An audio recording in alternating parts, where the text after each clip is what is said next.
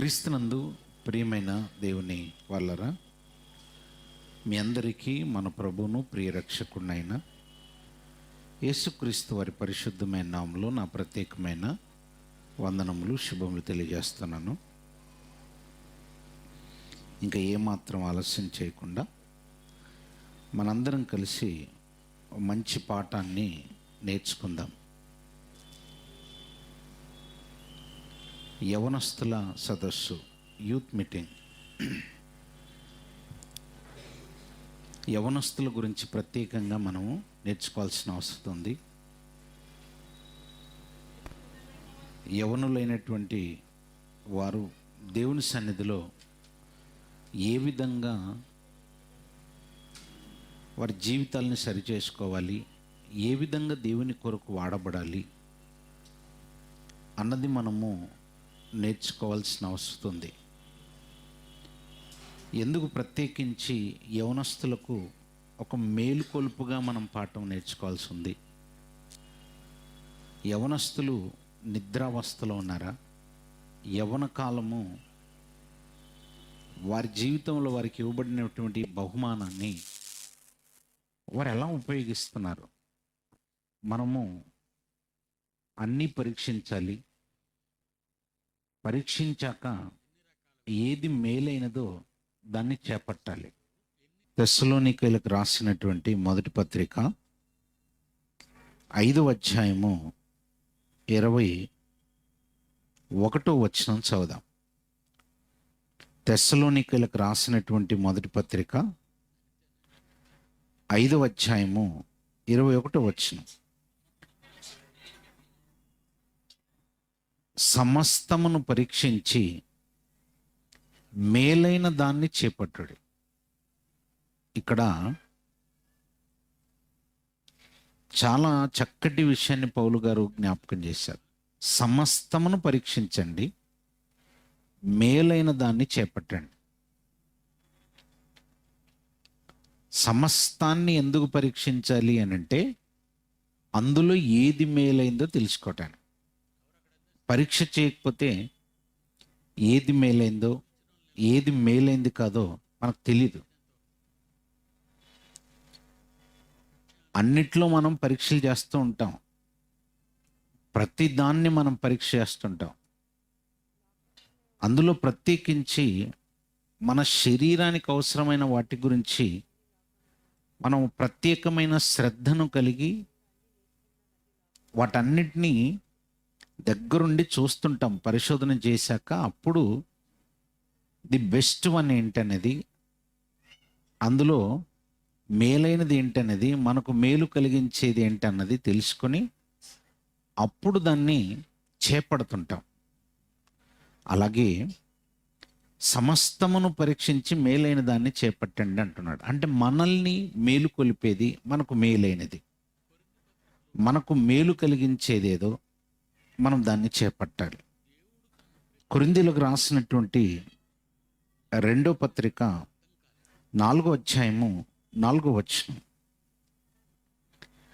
దేవుని స్వరూపి అయ్యున్న క్రీస్తు మహిమను కనపరుచు స్వార్థ ప్రకాశము వారికి ప్రకాశింపకుండు నిమిత్తము ఈ యుగ సంబంధమైన దేవత అవిశ్వాసులైన వారి మనోనేత్రములకు గుడ్డితనము కలుగజేశాం. అవిశ్వాసులైన వారి మనోనేత్రములకు దయ్యం ఏం కలుగజేసిందట? అపవాది గుడ్డితనం.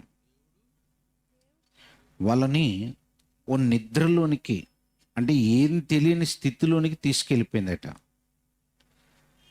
నిద్రలో ఉండటం ఒక రకమైతే, కళ్ళకు గంతలు కట్టేస్తే గుడ్డి వాళ్ళతో సమానమే కదా, గుడ్డివారితో సమానంగా మార్చేసిందట. ఒక గుడ్డివాడు ఇంకొక గుడ్డివాడికి త్రోవ చూపితే ఇద్దరు వెళ్ళిపోయి గుంటలో పడిపోయే ప్రమాదం ఉంది, గోతిలో పడిపోయే ప్రమాదం ఉంది. ఈ యవ్వనం అన్నది చాలా గొప్పది, చాలా గొప్పది.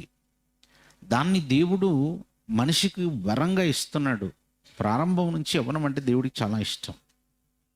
మనుషులకు ఇస్తున్న యవ్వనము దేవుడికి ఎంత ఇష్టం లేకపోతే, మొట్టమొదట భూమి మీద చేయబడినటువంటి మనిషి, మగ మనిషి, ఆడ మనిషి, అవ్వమ్మ, ఆదాము. ఆదాము అవ్వమ్మలను ఇద్దరిని దేవుడు ఎలా చేశాడు అని అంటే యవ్వనులుగా చేశాడు. యవ్వనం ఎంత ప్రాముఖ్యమైనది అయితే చేస్తాడో మీరు ఆలోచించండి. వాళ్ళకు బాల్యం ఇవ్వలేదు మొట్టమొదటిసారి పిల్లలకు వృద్ధాప్యం ఇవ్వలేదు. దేవుడు యవ్వనమును చాలా ప్రాముఖ్యమైనదిగా చూశాడు. కేవలం దేవుడే కాదు, దయ్యం కూడా దాన్ని చాలా ప్రాముఖ్యమైనదిగా చూస్తుంది. దేవుడేమో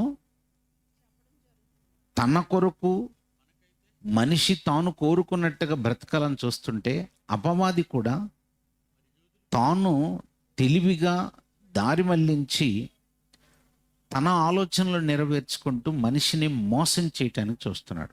రెండు శక్తులు మనిషి మీద పని చేస్తుంటాయి.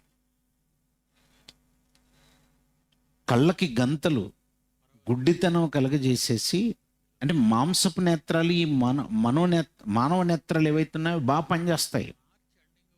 ఇవి పనిచేస్తాయి కానీ మనోనేత్రము, మనసుకున్న నేత్రమును మాత్రము మూసేస్తుంది, గుడ్డితనం కలిగిస్తుంది అపవాది. అది చేస్తుంది. చాలా ప్రమాదకరమైన పరిస్థితి ఇది. యవ్వన కాలంలో చేస్తుంది. యవ్వనస్తులకి దాదాపుగా ఎవరికి సైట్ ప్రాబ్లమ్స్ ఉండవు. ఈ మట్టి నేత్రాలు లేదా మాంసపు నేత్రాలు బాగా పనిచేస్తాయి. కానీ దయ్యం మాత్రము మనోనేత్రాలకు గుడ్డితనం కలుగజేస్తుంది. ఇదొకటి. రోమీలకు రాసిన పత్రిక 13వ అధ్యాయం, రోమీలకు రాసినటువంటి పత్రిక 13వ అధ్యాయము 11వ వచనం. మరియు మీరు కాలము నెరిగి నిద్ర మేలుకొను వేళ అయినదని తెలుసుకొని అలాగూ చేయుడి. కాలము నెరిగి నిద్ర మేలుకొని వేళ అయింది. కాలము నెరగండి, మీరు కాలమును గుర్తించండి. ఇది ఏ కాలమో గుర్తించి నిద్ర మేలుకోనండి అంటున్నాడు. మనందరికీ ఒక కాలం ఉంది. ఇప్పుడు ప్రస్తుతం మనకి ఇవ్వబడిన కాలం ఏంటి అని అంటే, మనిషికి ఇవ్వబడింది జీవితకాలం. జీవితకాలంలో కూడా మళ్ళీ కాలాన్ని విభజించుకుంటూ వెళితే బాల్యము, పసిప్రాయం ఉంది. దాని తర్వాత యవ్వన కాలం ఉంటుంది. మనకి యవ్వన కాలం ఉంది, తర్వాత వృద్ధాప్యము, నడిప్రాయం, అవన్నీ ఉన్నాయి. అయితే యవ్వన కాలంలోనికి అడుగు పెట్టినటువంటి మనకు దేవుడు మరోసారి ఒక హెచ్చరిక చేస్తున్నాడు. కాలము నెరిగి నిద్ర మేల్కొనండి. ఏ కాలము? ప్రకృతి కాలం గురించి మీకు తెలుసు. దాన్ని ఎరిగి మీరు నిద్ర మేల్కొంటారు. ఎలాగో సూర్యోదయం జరిగింది, ఓహో ఇప్పుడు మేల్కోవాలి. పడుకున్న వాళ్ళు మేల్కొంటారు. అది ఎవరు చెప్పినా చెప్పకపోయినా జరుగుతుంది. వర్షాకాలం ప్రారంభమవుతుంది. వర్షాకాలం వచ్చిందనగానే వర్షపు చినుకులు కురవగానే రైతు నాగలి చేత పట్టుకొని నేలను దున్నుతున్నాడు అంటే ఓకే, కాలం నెరిగి నిద్ర మేలుకొని పనిలోకి వెళ్ళిపోతున్నాడు. అన్ని పనులు జరుగుతున్నాయి. లోకంలో ప్రకృతిని చూసి పని అలాగైతే మీరు చేస్తున్నారు, అలాగే మన బ్రతుకును కూడా మనం చూడాలి. అందులో మేలైన దాన్ని చేపట్టాలి. సమస్తమును పరీక్షించండి. మీ బ్రతుకులో మీకు ఇవ్వబడినటువంటి దశ మేలైన దశ ఒకటి ఉంది. మీరు ఆ దశలో ఏదైతే విత్తుతారో అద్భుతమైనటువంటి ఫలాలు అలాంటివి మీకు కోస్తారు. కాలము నెరిగి నిద్ర మేలుకోనండి అని చెప్పాడు. కాలము నెరిగి నిద్ర మేలుకోనండి. ఎస్పెషలీ యవ్వన కాలం గురించి మేల్కొల్పుగా మన జీవితము ఆ దశలోనికి రావాలని పౌలు గారు ఈ మాటలు జ్ఞాపకం చేస్తున్నాడు తీతు గారికి. అంటే పౌలు గారు చాలామంది దైవ సేవకులకి వాక్యం నేర్పించాడు. చాలామందిని దైవ సేవకులుగా నిలబెట్టాడు. పౌలు గారు ప్రారంభంలో ఏమీ ఎరగని దశ నుండి వాళ్ళకు వాక్యాన్ని నేర్పించుకుంటూ వాళ్ళని చాలా గొప్ప స్థితికి తీసుకొచ్చాడు.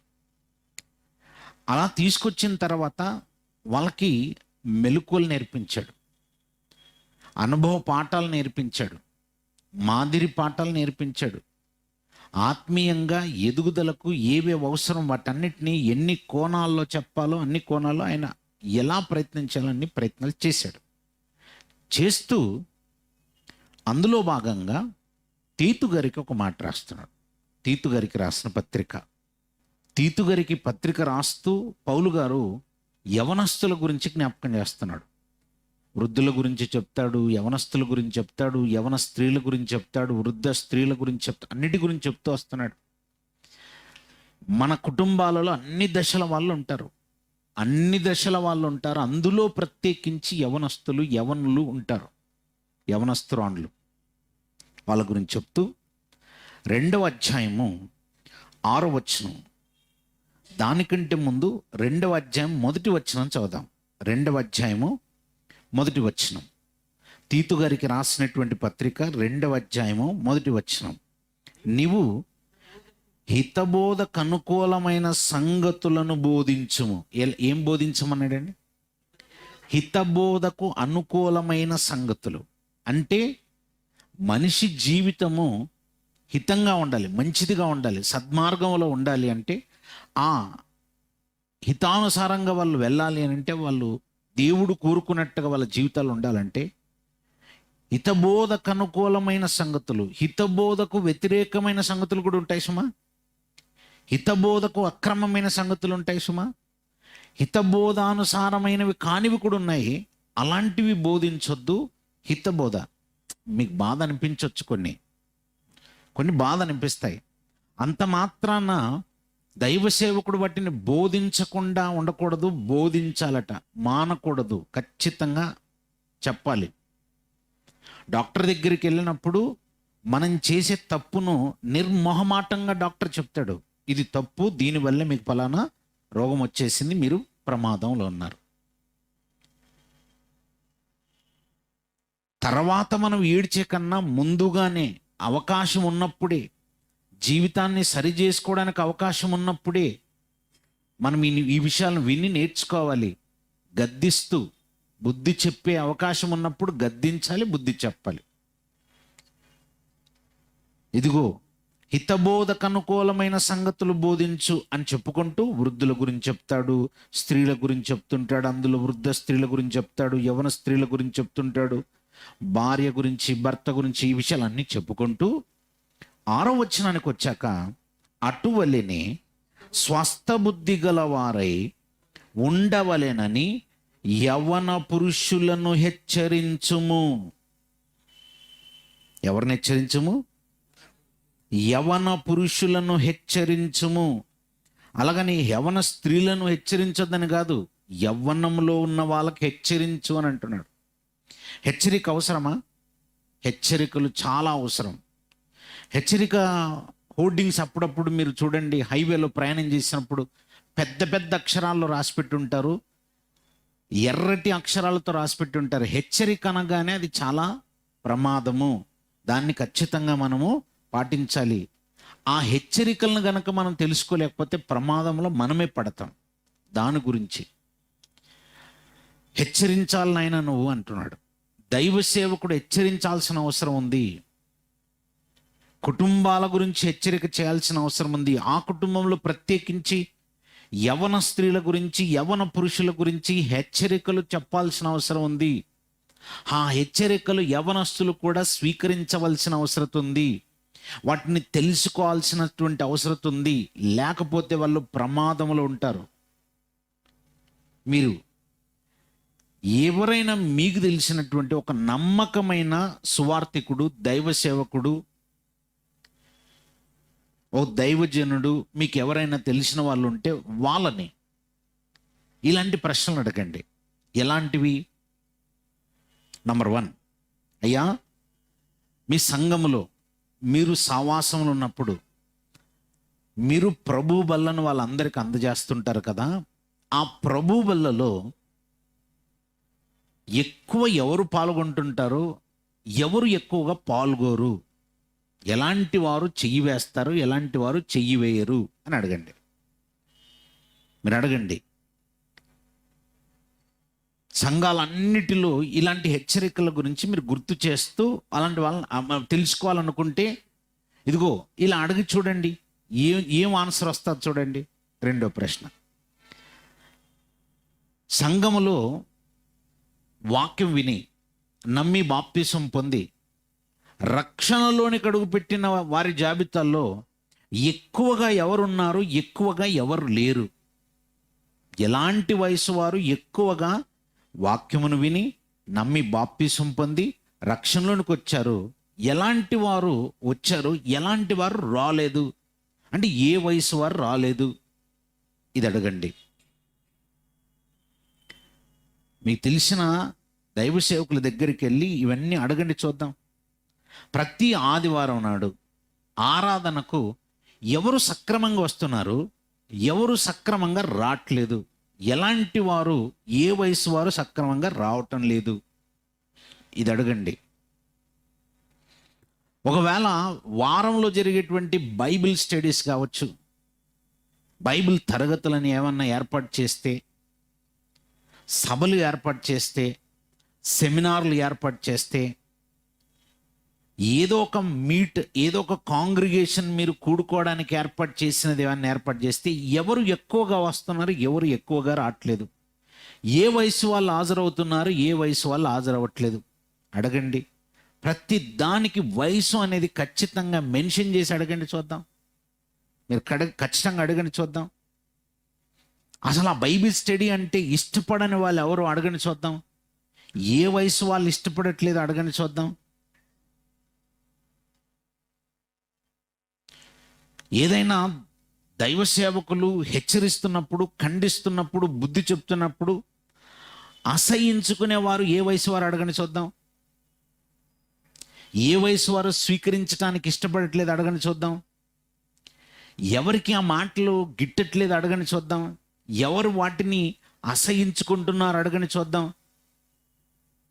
ఎలాంటి జాబితాల్లో ఉన్నవారు, ఏ వయసులో వారు? సంఘములో ఉన్నటువంటి వాళ్ళ వల్ల మీకు ఎక్కువగా ఏ వయసులో ఉన్న వారి వల్ల బాధలు వస్తున్నాయి? దైవ సేవకుని అడగని, చూద్దాం. సంఘములో మీకు ఏ వయసులో ఉన్న వారి వల్ల ఎక్కువగా బాధ కలుగుతుంది? ఎలాంటి వారు ఎక్కువగా బాధ కలిగిస్తున్నారు అడగని, చూద్దాం. మిమ్మల్ని అతిగా వేదనకు గురి చేసేటువంటి సందర్భాలు ఎవరి వల్ల జరుగుతున్నాయి? ఏ వయసు వారి వల్ల జరుగుతున్నాయి? ఎలాంటి వయసు వాళ్ళు మిమ్మల్ని ఎక్కువగా బాధ పెడుతున్నారు, మిమ్మల్ని వేదనకు గురి చేస్తున్నారు? అడగండి, చూద్దాం. సంఘాన్ని నడిపించేటువంటి క్రమంలో ఎలాంటి వాళ్ళని నడిపించడం సులువుగా ఉంటుంది? ఏ వయసులో ఉన్న వాళ్ళను ప్రభువులోనికి నడిపించడం, క్రీస్తులోనికి నడిపించడం, దేవుని సన్నిధిలో సద్మార్గంలో నడిపించడం కష్టంగా ఉంటుంది? అడగండి, చూద్దాం. ఏ వయసులో ఉన్న వారిని నడిపించడం కష్టంగా ఉంది? అడగండి, చూద్దాం. ఎవరికి పదే పదే పదే పదే మానకుండా మందలిస్తూ ఎప్పుడు హెచ్చరిక జారీ చేయాల్సి వస్తుంది? ఏ వయసులో ఉన్నవారికని అడగండి, చూద్దాం. ఏ వయసులో ఉన్నవారిని ప్రతిసారి గద్దించాల్సి వస్తుంది? అడగండి, చూద్దాం. ఎవరి వల్ల ఎక్కువగా సంఘము దుఃఖానికి లోనైపోతుందో అడగండి. ఎక్కువగా దేవుని మాటల్ని ఎంతగా పదే పదే ఏడుస్తూ కన్నీళ్లు కారుస్తూ సంఘమంతా బతిమలాడుతూ చెప్పిస్తున్నా మార్పు చెందకుండా దుఃఖపెట్టే వాళ్ళు ఏ వయసులో వాళ్ళు అడగండి. పోనీ మీకు ఎవరిని అడగలేకపోతున్నారా? నన్ను అడగండి, చెప్తాను. నన్ను అడగని చెప్తాను. ఎవరో తెలుసా? ఇదే వయసు వాళ్ళు, నా ముందు కూర్చున్న వయసే. యవ్వనులు, యవ్వన స్త్రీలు, యవ్వన పురుషులు. ఈ ప్రశ్నలన్నిటికీ సమాధానము యవ్వనస్తుల వల్లే జరుగుతుంది. అవునా? ఇది కేవలం భూమి మీద ఉన్న ఒక దైవ సేవకుడినే కాదు. పోనీ భూమి మీద ఉన్నటువంటి ఏ దేశంలో ఉన్నటువంటి తల్లిదండ్రులనైనా సెలెక్ట్ చేసుకోండి. మీరు ఏ దేశంలోని తల్లిదండ్రులనైనా సెలెక్ట్ చేసుకొని ఆ తల్లిదండ్రులను అడగండి. పోనీ ఆ తల్లిదండ్రులను అడిగి మీ కుటుంబంలో మీకు ఎక్కువ బాధలు, కష్టాలు ఎవరి వల్ల వచ్చాయమ్మా అని అడగండి, చూద్దాం. ఎవరి వల్ల వస్తున్నాయని అడగండి, చూద్దాం. వాళ్ళు చెప్పే సమాధానం ఏముంటుంది? ఒకసారి వీటిని రికార్డ్ చేసుకొని చూద్దాం. మీ కుటుంబంలో ఎక్కువగా ఏ వయసులో ఉన్న వాళ్ళు మార్గం తప్పిపోతున్నారని అడగండి, చూద్దాం. మీ ఫ్యామిలీలో ఏ వయసులో ఉన్న వాళ్ళు తప్పిపోతున్నారు? వృద్ధాప్యంలో ఉన్న వాళ్ళు తప్పిపోతున్నారా? పసిపిల్లలు తప్పిపోతున్నారా? ఎవరు తప్పిపోతున్నారు అని అడగండి చూద్దాం. ఏదైనా చెబుతూ ఉంటే అసహించుకొని తల్లిదండ్రుల మీదకి తిరగబడేటువంటి వాళ్ళలో ఏ వయసులో మీ పిల్లలు మీ మీద తిరగబడుతున్నారు అడగండి చూద్దాం. వాళ్ళు ఏం చెప్తారో అది రికార్డ్ చేసుకునండి. పసిపిల్లలుగా ఉన్న వాళ్ళు ఎప్పుడైనా ఎవరి మీద తిరగబడతారా? తిరగబడరు. తల్లిదండ్రులకు అవిధేయులుగా పసిపిల్లలు ఉంటారా? ఉండరు.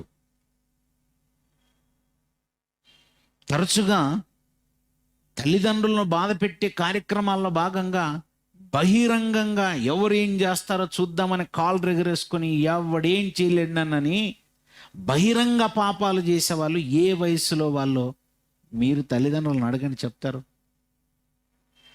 పెద్దలంటే గౌరవం లేకుండా, తల్లిదండ్రులు అనేటువంటి కనీసం ఆ ఇంకితము కూడా లేకుండా తల్లిదండ్రుల మీద తిరుగుబాటు చేస్తూ వాళ్ళని గాయపరిచేది ఏ వయసు వారు అడగని చూద్దాం.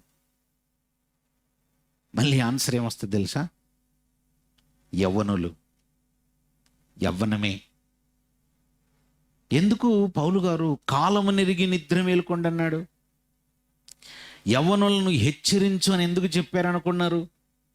సమస్తమును పరీక్షించి మేలైన దాన్ని చేపట్టండి అని ఎందుకన్నారు అనుకుంటున్నారు? పరిస్థితులు చేయి దాటిపోతున్నాయి.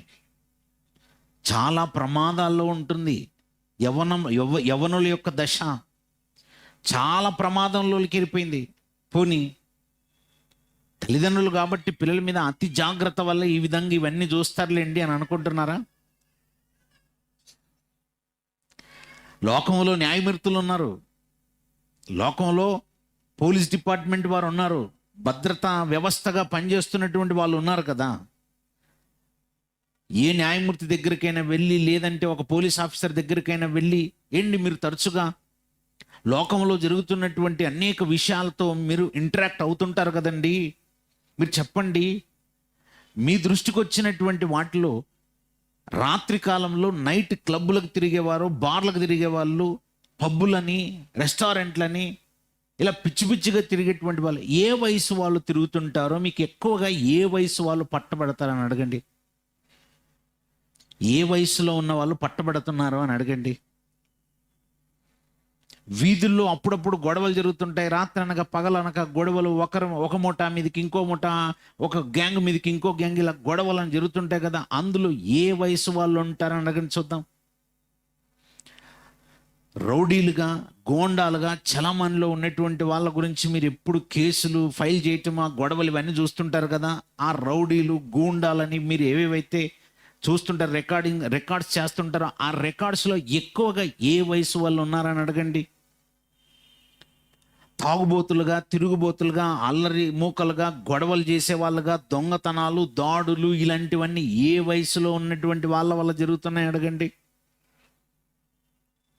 ఎక్కువగా పోలీస్ కేసులు, అరెస్ట్ అయినటువంటి వాళ్ళ విషయంలో ఒకవేళ లిస్ట్ అవుట్ చేస్తే ఏ వయసు వాళ్ళ మీద కేసులు రిజిస్టర్ అవుతున్నాయి అడగండి.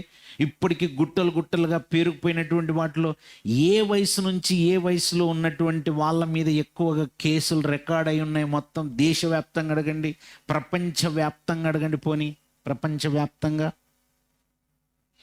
ఇప్పటికీ జైళ్ళల్లో మగ్గిపోయి నిర్బంధించబడినటువంటి వాళ్ళలో ఏ వయసులో ఉన్నవారు ఎక్కువగా శిక్షణ అనుభవిస్తున్నారు అడగండి.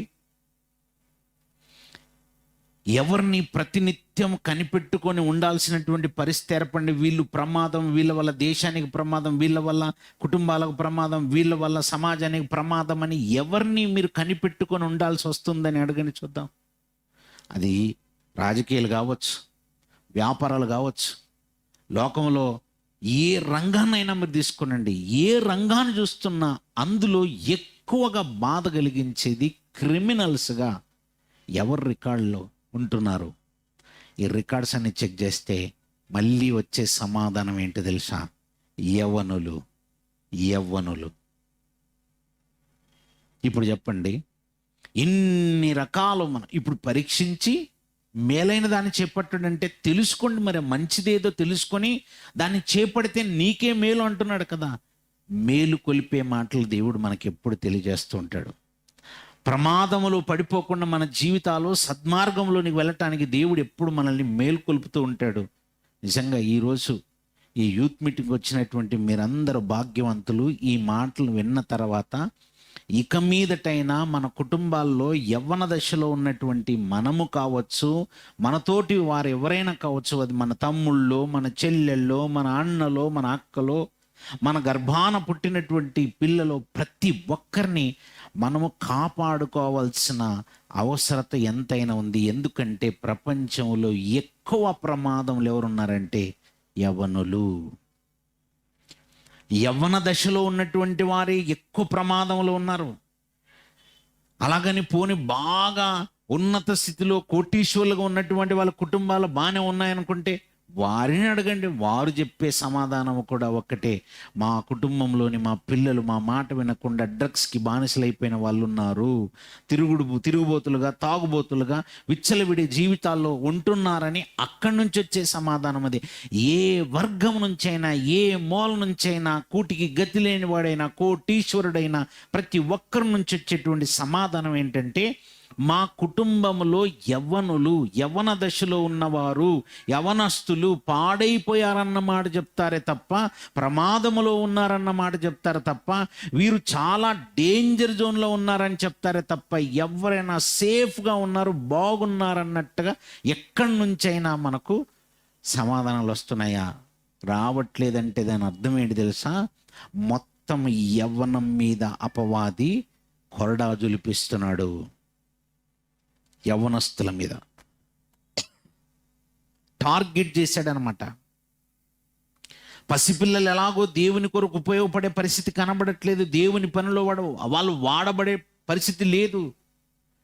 దేవుని కొరకు ఉపయోగపడేటువంటి దశ అది ఏదైనా ఉందంటే దేవుడు అనుగ్రహించినటువంటి యవ్వన బలముతో యవ్వన దశను ఆయన పని కొరకు చూడాలనుకున్నాడు, ఆయన పనిలో వినియోగించుకోవాలనుకున్నాడు.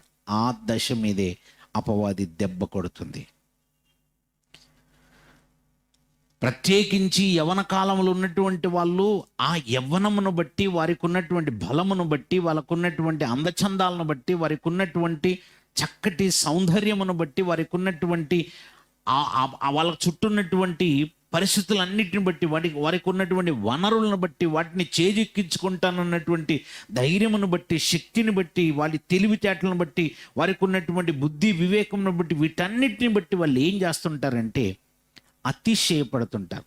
అతిశయం. ఎక్కువ మంది యవ్వనుల్లో ఉండేది ఏంటంటే అతిశయం. దాన్నే ఇంకో మాటలో చెప్పాలంటే గర్వం, అహంకారం. తగ్గింపు ఉండదు. చాలామంది చూడండి సంఘాల్లో ఎలా మారిపోయారంటే, లోకములో ఉన్న వారికి మనం ఎలాగో ఇప్పుడు చెప్పలేము, వాళ్ళు మనం చెప్పినా వినదశలు లేరు, వాళ్ళని వదిలేయండి. మన వరకు మనం ఒక చిన్న మందగా దేవుని సన్నిధిలో ఉన్నప్పుడు ఈ చిన్న మందలో నుంచి ఖచ్చితంగా మనం మేల్కొల్పుగా దేవుని మాటలను స్వీకరించాలి. సమస్తమును పరీక్షించి మేలైన దాన్ని చేపట్టండి, లేదంటే గుండెపోటు తప్పదు, బాధలు తప్పవు, కష్టాలు తప్పవు, కన్నీళ్ళు తప్పవు అన్నమాట. ఖచ్చితంగా దేవుడు చెప్పాడంటే అది జరుగుతుంది. అతిశయపడతారా? అతిశయపడుతుంటారు వాళ్ళు. యవ్వనులలో ఎక్కువగా ఉండేది అతిశయం. సామెతల గ్రంథం 27వ అధ్యాయము, సామెతల గ్రంథము 27వ అధ్యాయము ప్రారంభ వచనం చదువుదాం ప్రియులారా. సామెతల గ్రంథము 27వ అధ్యాయము ప్రారంభ వచనం. రేపటి దినమును గూర్చి అతిశయపడకుము. ఏంటి దేవుడు ఏమంటున్నాడు? రేపటి దినమును గురించి నువ్వు అతిశయపడకుము. మీరు చూడండి, ఎవరికైనా యవనులకి, యవన స్త్రీలకి, యవనస్తులైనటువంటి పురుషులకి ఒకవేళ కొన్ని బుద్ధి మాటలు ఏవైనా చెప్పి సద్మార్గంలో వాళ్ళు నడిపించేటువంటి మంచి మాటలు ఏదైనా చెప్పే ప్రయత్నం చేశారనుకోండి, వాళ్ళు అనే మాట ఏంటి తెలుసా? చూద్దాం, రేపు చూద్దాం. ఏంటి మీరు మార్పు చెందొచ్చు కదండి?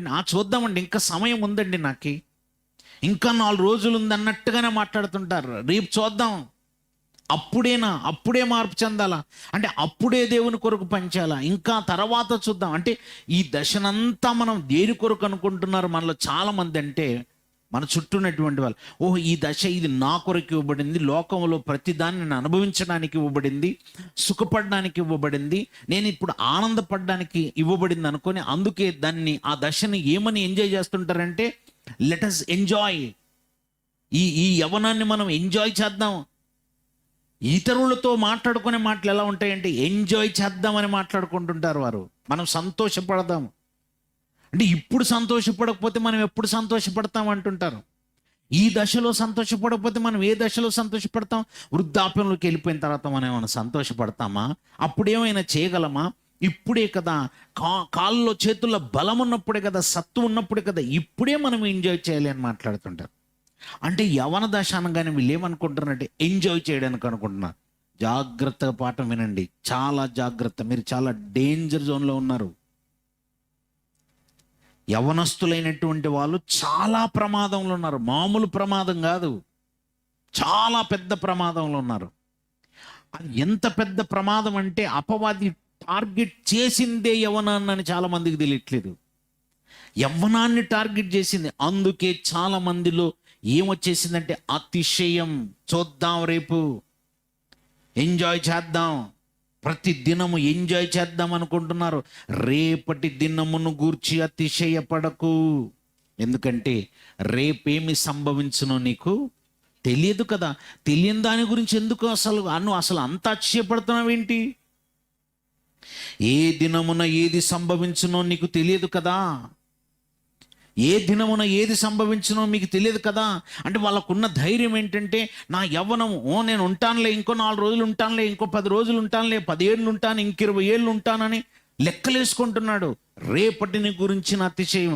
అలా వృద్ధులు ఎవరైనా కనబడగానే వెళ్ళిపోతాడులే, ఈయన వెళ్ళిపోతాడులే అని వాళ్ళని చూసి కామెంట్ చేసే స్థితిలో ఉంటున్నారు వీళ్ళు. వృద్ధాప్యంలో ఉన్న వాళ్ళని చూసి వృద్ధుడైపోయాడు, బలహీనుడైపోయాడు, ఇంక చేతగానబడైపోయాడు, ఇంకేమి ఎంతో కాలం ఉండదు, వెళ్ళిపోతుందిలే, ఈ వృద్ధాప్యంలోకి వచ్చిందంటే ఈమె వెళ్ళిపోతుంది అనుకుంటున్నారు. అంటే వాళ్ళకంటే కొంచెం వయసులో పైబడి ఉన్నటువంటి వాడిని కొంచెం కళ్ళజోడు పెట్టుకోగానే కంటి చూపు మందగించిపోయిందా, అంటే చేతిలో కర్ర పట్టుకొని నడుస్తున్నాడా, ఓహో వృద్ధాప్యంలోకి వచ్చేసాడు, ఇంక పోతాడని వాళ్ళని అనుకుంటున్నావు.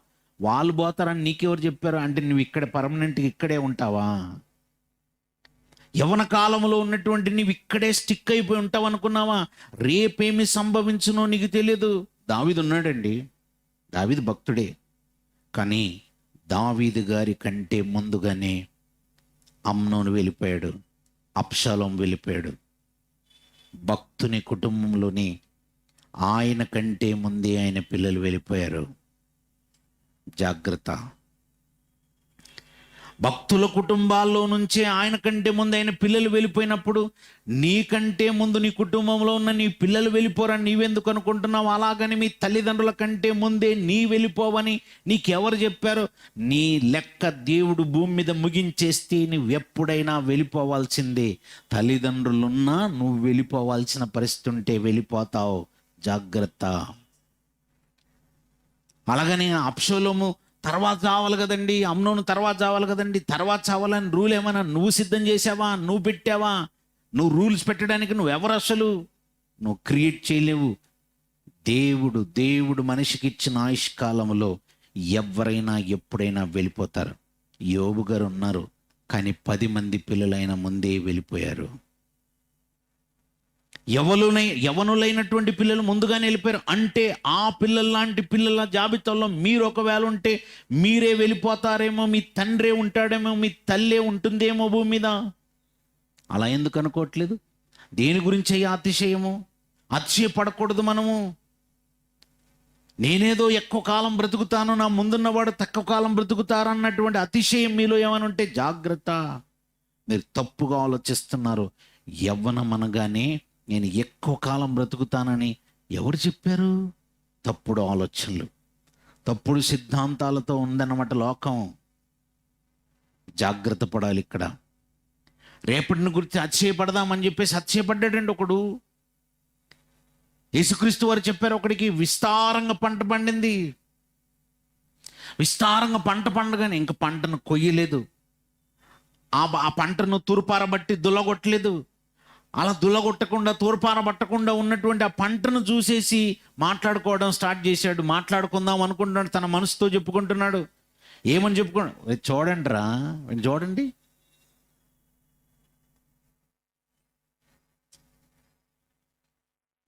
ఏమో మీరు ఎవరు పిల్లల్ని ఇక్కడికి ఎవరికి వదలొద్దు, ఇక్కడికి వదలొద్దు. మెసేజ్కి అంతా డిస్టర్బెన్స్గా ఉంటుంది. ప్లీజ్ దయచేసి మీరు ఎక్కడికి వదలొద్దు, వెనక్కి కూర్చోబెట్టండి.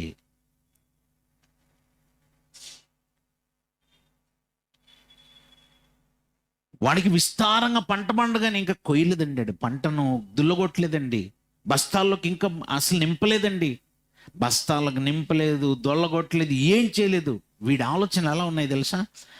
వాడికి ఎంత పంట పండుతుందో, ఎంత గింజలు వస్తాయి అంచనా వేసుకుంటున్నాడు. బస్తాలోకి నింపి నేను వీటిని తీసుకెళ్ళి నాకున్నటువంటి కొట్లలో ఒకవేళ వాటిని గనక సమకూర్చుకుంటే ఆ కొట్లు సరిపోవు అనుకుంటున్నాడు అండి. అయితే పని చేస్తాను, పాత కొట్లన్నింటినీ కూల్చేసి కొత్త కొట్లు కట్టించేసుకుంటాను ఆలోచించుకుంటున్నాడండి.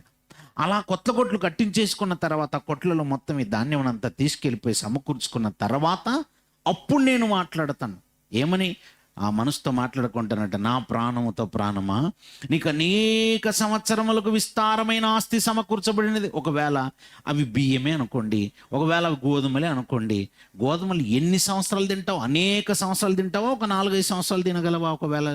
ఒకవేళ వాటిని స్టోర్ చేసుకుంటే అనేక సంవత్సరాలు ఎక్కడి నుంచి తింటావు? అనేక సంవత్సరాలకు సరిపడేటువంటి ఆస్తి నీకు సమకూర్చబడి ఉన్నది అంటున్నాడు. సరే, ఆ ఆస్తిని అంతా సమకూర్చేసుకొని ప్రాణంతో చెప్పాలనుకుంటున్నాను, నా ప్రాణంతో ప్రాణమా, నువ్వు తిను, త్రాగు, సంతోషించు, అలా చెప్పాలి అనుకున్నాడు. మనసుతో చెప్పుకుందని అనుకున్నాడు. అనుకున్న వెంటనే దేవుడు ఎంటర్ అయిపోయాడు. మరి వెర్రివాడా, ఈ రాత్రి నీ ప్రాణమును అడుగుచున్నారు, నీ ప్రాణమును అడుగుచున్నారు. నువ్వు అతిశయపడుతున్నావు కదా, రేపటిని గురించి అతిశయపడ్డావు కదా, రేపు నాకు ఆస్తి వచ్చేసింది అనుకున్నావు కదా, రేపు నాకు గొప్ప స్థితి వస్తుంది అనుకుంటున్నావు కదా, రేపు నాకు బాగా పంటుంది అనుకుంటున్నావు కదా, దీన్ని తిని సుఖపడాలనుకుంటున్నావు కదా, ప్రాణముతో ఈ విధంగా మాట్లాడుకుంటున్నావు కదా, రేపటిని గురించిన అతిశయం నీకుంది గనక రేపేమి సంభవించునో నీకు తెలియదు. అతిశయపడద్దు, రేపేమి సంభవించునో. తప్పు.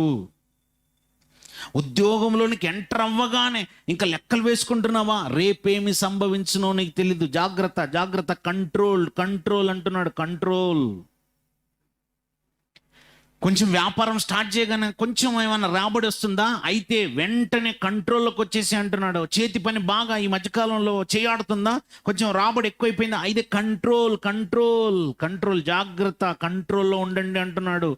అలా లెక్కలేసుకొని అలా ఆకాశం అంటేటువంటి హరిమానాలు కట్టుకోవడానికి ఏమైనా వెళ్ళిపోతున్నావా? కంట్రోల్లోకి వచ్చేసి అంటున్నాడు, ప్రమాదంలోకి వెళ్ళిపోతావు. అతిశయపడద్దు. లేని వాడిని చూసి అతిశయపడకు. అందవిహీనులుగా కనబడుతున్నటువంటి వాళ్ళని చూసి, వాళ్ళ రంగును చూసి అతిశయపడకు. నాకు మంచి రంగు ఉందని చూసేసి అతిశయపడకు. నాకు మంచి ఎత్తుందని చూసి అతిశయపడకు. యవ్వన కాలంలో మంచి పుష్టిగా ఆరోగ్యం నాకుందని చెప్పేసి అతిశయపడకు. నా కండబలం అని చూసేసి కండలను చూసుకొని అతిశయపడద్దు. తప్పు, ఇవన్నీ తప్పు అంటున్నాడు. అలాగని డబ్బు వచ్చేస్తుందా, గుట్టలుగా అలా కనబడుతుందా డబ్బు, వాటిని చూసి అతిశయపడకండి. వస్తాయండి ఇవన్నీ, దేవుడిని కనుగరించక వస్తున్న వీటిలో వేటిని చూసి నువ్వు అతిశయపడకు. వాటన్నిటిని నేను అనుభవించడానికి చాలా కాలం ఉంటాను అనుకుని ఒకవేళ అనుకుంటున్నావా? అతిశయపడకు. తప్పు. రేపేమి సంభవించునో నీకు తెలియదు. దావీదు గారి కుటుంబంలో నుంచి దావీదు గారి పిల్లల ముందే వెళ్ళిపోయారు. అంటే పిల్లల ముందు వెళ్ళిపోయే పరిస్థితి ఉందా? తల్లిదండ్రులు నిల్చుంటారు కొంతకాలం, నీవే ముందు వెళ్ళిపోతావేమో. జాగ్రత్త.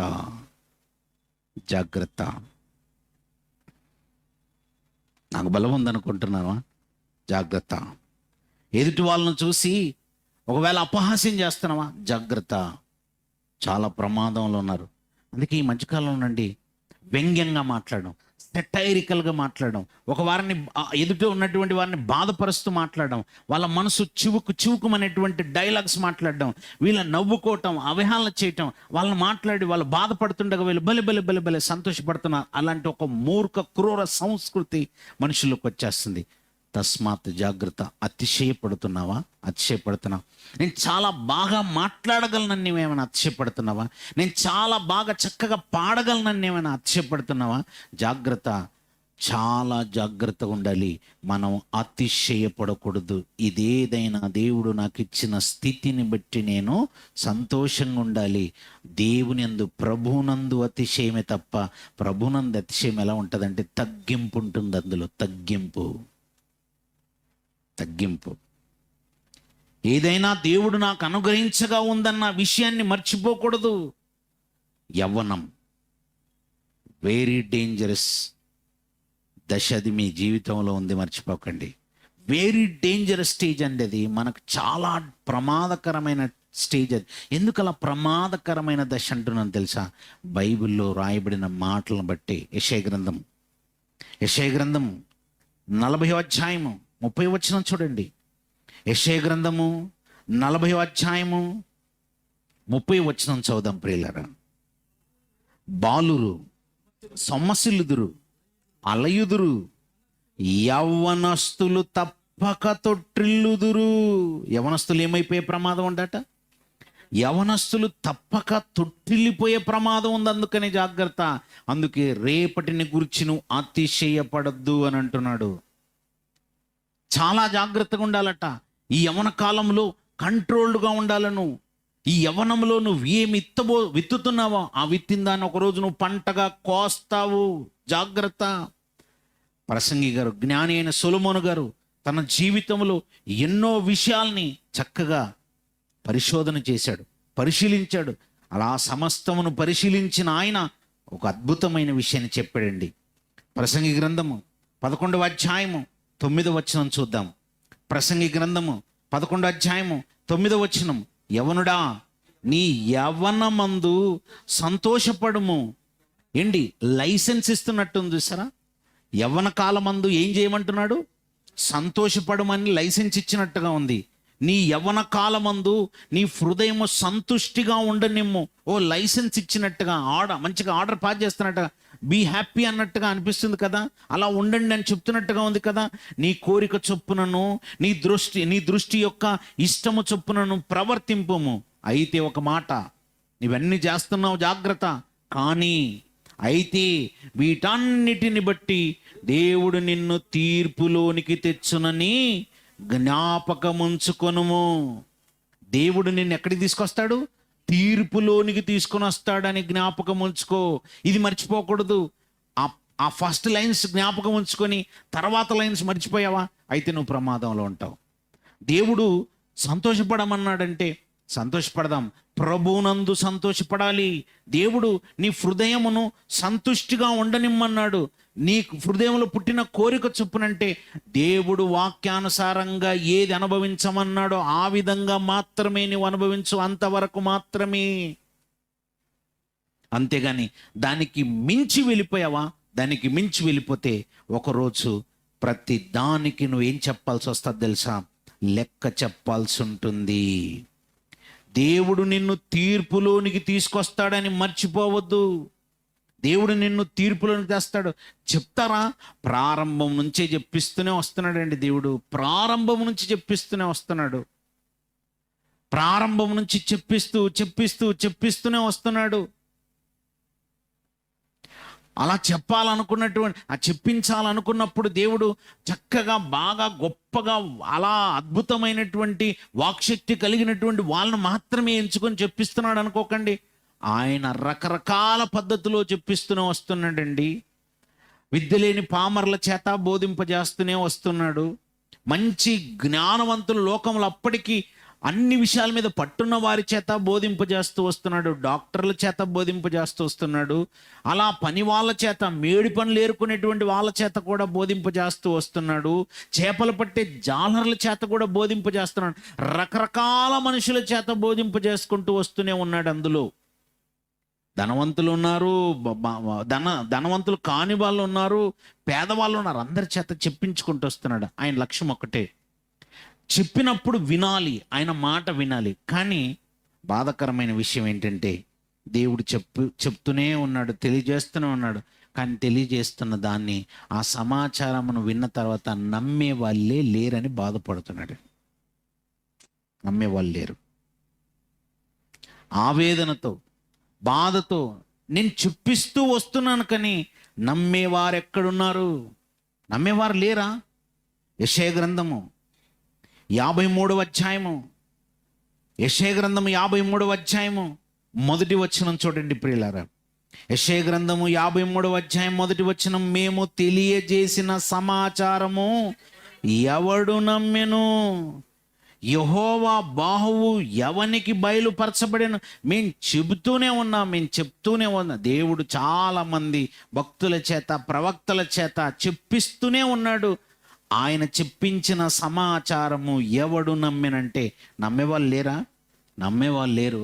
అందుకే క్రీస్తు రెండవ రాకడలో పరిస్థితి ఎలా ఉంటుందని చెప్పాడు తెలుసా?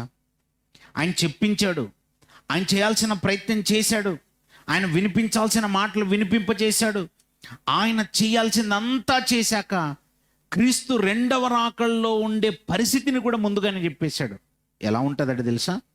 18వ అధ్యాయం, లూకాసు వార్త 18వ అధ్యాయము 8వ వచనం చదువుదాం ప్రియులారా. లూకాసు వార్త 18వ అధ్యాయము 8వ వచనం,